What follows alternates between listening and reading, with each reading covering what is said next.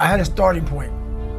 And the starting point was this very scared, immature, fragile kid. But through figuring out this fragile kid, I found out, well shit, through all this fucking muck and shit, this can come out the other end.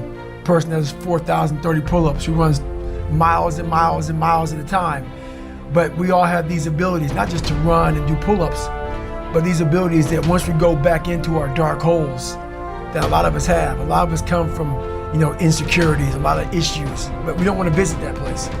Place is scary. Place is something that we want to forget about. I had the courage, finally, to go back in there and organize that shit. Get it organized in my mind and figure out, where to start from. So, but the journey led me to the so-called superhuman stuff that I do now. Yeah. So when you said you had the courage finally, what does finally mean?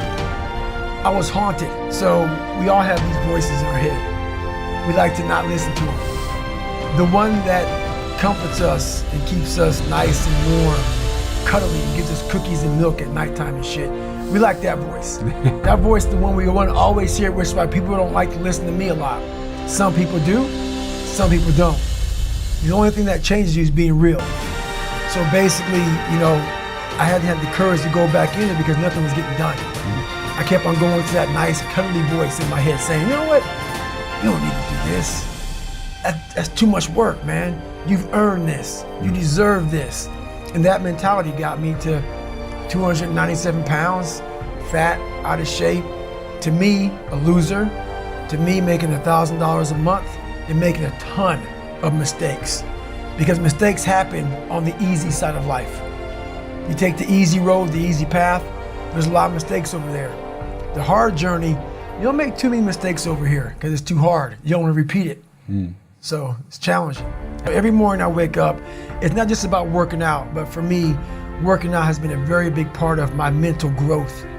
So for me, if I am not challenging myself every day, and I swear to God, people will not believe it, I was over almost 300 pounds twice in my life. A person that does that twice in his life does not enjoy cardiovascular activity, okay? Yeah. So people can put anything they want to in their head. I did realize one thing. The things I don't enjoy that I still do, that's where growth is at. And that's, for me, the only place growth is at, is in that very uncomfortable, in that uncomfortable zone. Yeah. So I have to visit it every single day.